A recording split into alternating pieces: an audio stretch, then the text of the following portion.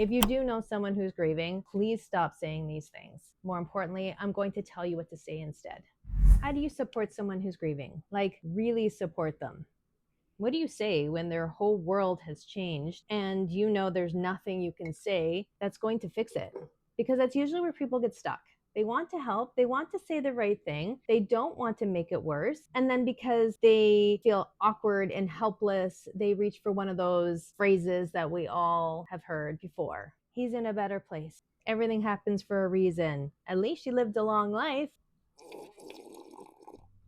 And I know that most people are not trying to be hurtful when they say these things, but sometimes we say things to make ourselves feel less uncomfortable, and they can really land painfully on the person who's grieving. Years ago, I sat with a woman whose husband had died a few months earlier. They'd been married for 40 years. 40 years of waking up beside the same person. 40 years of routines, inside jokes, little arguments, coffee made the right way, knowing what the other person was thinking before they even said it. And then suddenly he was gone. She told me that in the middle of the night, she would still reach for him, and for a second, her body would forget. And then she would touch the empty side of the bed and remember all over again. A few weeks after the funeral, a neighbor stopped by with food, which was lovely. That part was kind. And at some point of the visit, the neighbor said, "Well, he's in a better place now." And Mary told me she smiled. She said, "Thank you."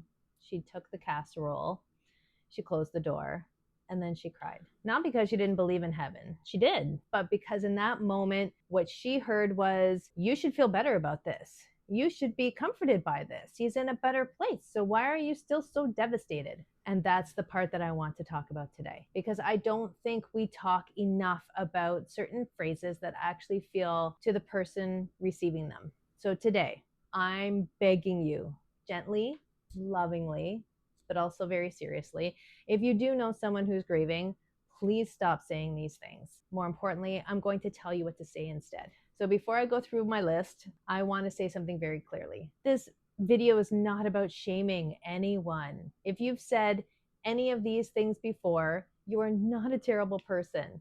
You're human. Most of us were never taught to sit with grief. We were taught how to fix it. We were taught to distract, explain, cheer people up, find the silver lining, and make things less uncomfortable. But grief doesn't need a silver lining. Grief needs presence. And when someone is in the raw places of grief, everything can land much harder. Their nervous system might already be overwhelmed, and they may not be sleeping, they might not be eating properly, they may be replaying the death, things that they wish they had said. So when we say something that minimizes, explains, compares, or tries to wrap up the loss, even if we meant well, it can feel like another little injury. And I've seen this so many times in hospice, in bereavement work. I've seen people physically shrink back after a comment. I've seen someone smile politely and then later tell me how much that sentence really hurt. I've seen grieving people stop talking because they realize the person in front of them cannot really sit with the truth of their pain.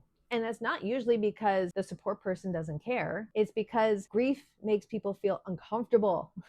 And when we're uncomfortable, we reach for those familiar phrases. Not so we can all walk around being terrified of saying the wrong thing, but so we can learn to be more present, more thoughtful, and more helpful. So let's start with phrase number 1. They're in a better place. This is probably the most common thing people say after someone dies. And I understand where it comes from. For so many people, it comes from a place of faith. It comes from the belief that a person is no longer suffering. They are at peace and they are with God, or reunited with the people that they love.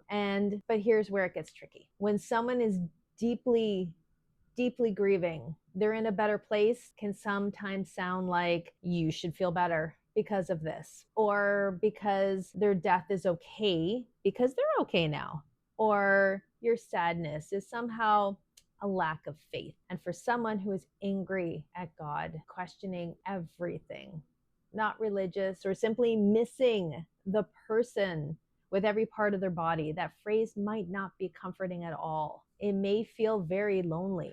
I once heard a grieving father say something that stayed with me. His son had died, and someone said to him, he's with Jesus now. And this father did have faith. He did believe, but he said, I know people think that they're comforting me, but I want him here. I want him in his room. I want him to be making noise. I want him leaving dishes everywhere. I want my son. And honestly, that's not selfish. That's love. That's grief. So instead of saying he's in a better place, try saying, I am so sorry.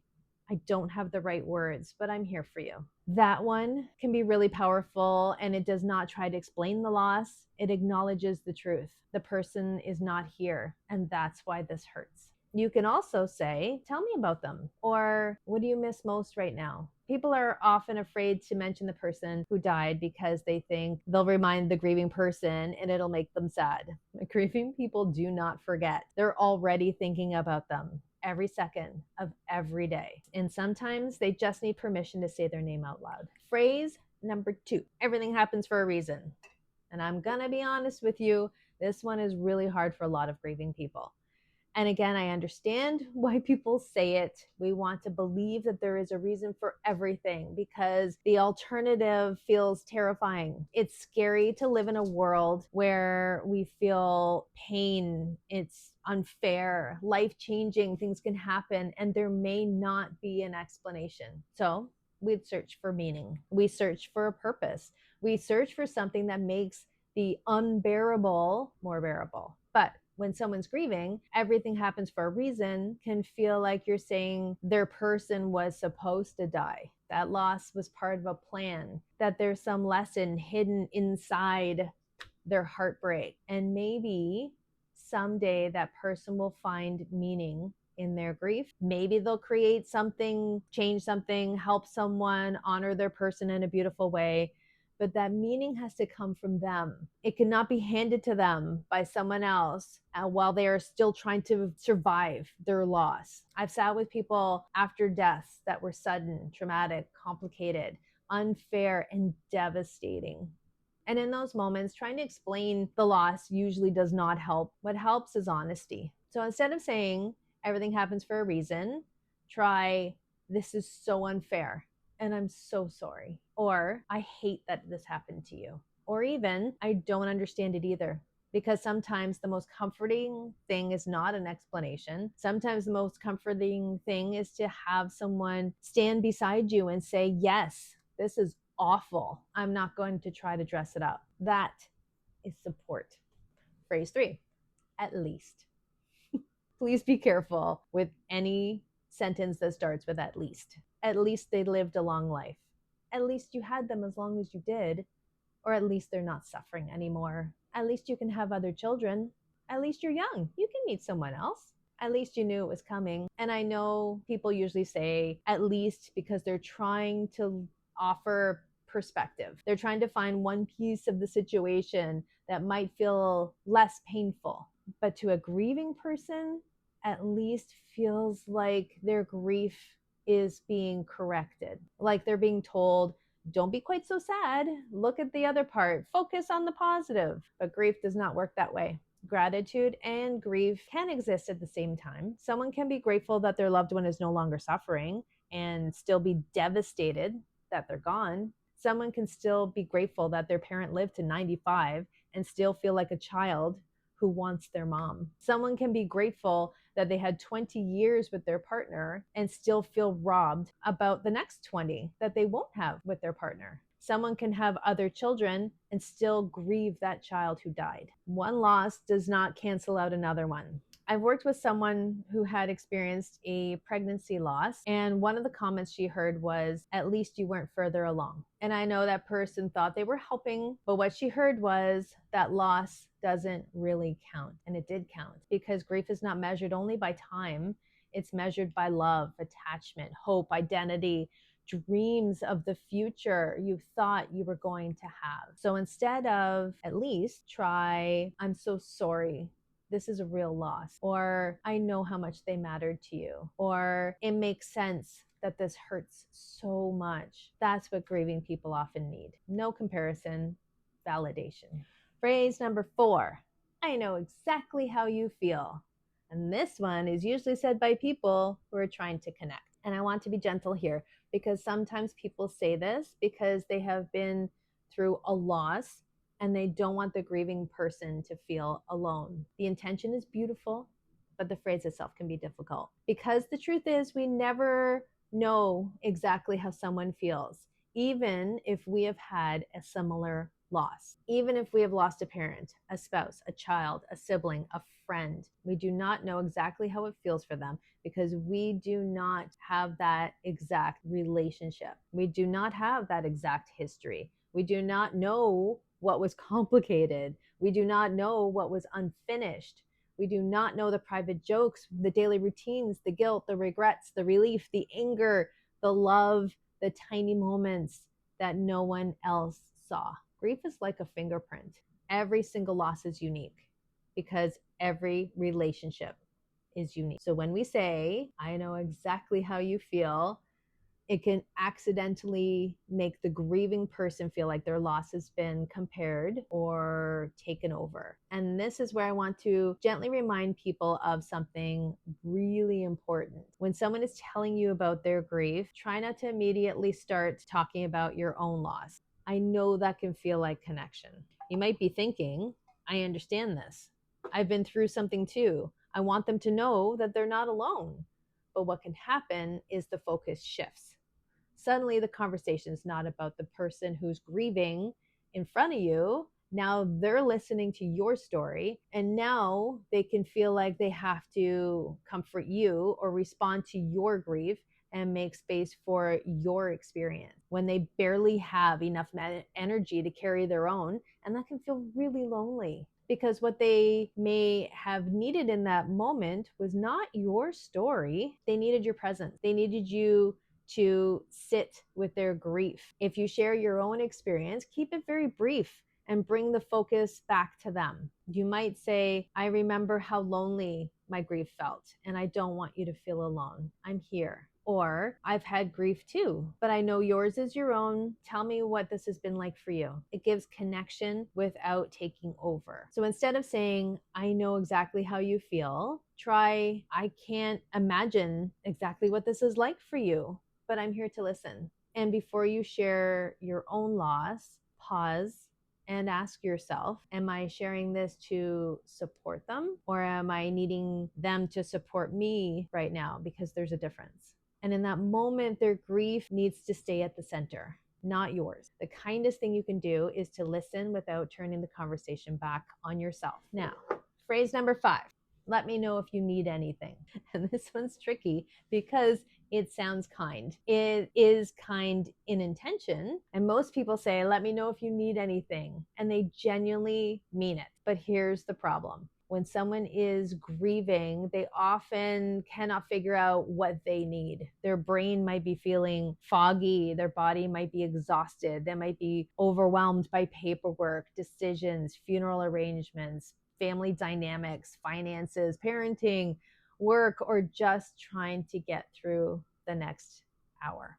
So when we say, let me know if there's anything you need, we can accidentally give them a job. Now they have to identify who to ask. Now they have to identify the need without being a burden, reaching out and coordinating the help. And that can be too much. So instead of making a general offer, make a specific one. Try, I'm dropping off dinner on Tuesday. Would you like soup? Or would pasta be better? Or I'm going to the grocery store. Tell me 3 things you need, or I can just grab the basics. Or I can pick the kids up on Tuesday if that would help. Or I'm coming tomorrow with coffee. I won't stay long unless you want company. Specific help is so much easier to receive. And please remember this, support matters after the funeral too. Actually, sometimes it matters even more after the funeral, because it's so often that everyone gets back to normal, they're living their lives, and the grieving person is left thinking, but my life is still completely changed. So put a reminder in your phone, check in after 1 month, 3 months, 6 months, a year, on the birthday, on the anniversary, on a random Tuesday. You don't have to say something perfect. Just say, I'm thinking about you today. I know this is still hard, and that matters. Phrase number 6, you're so strong.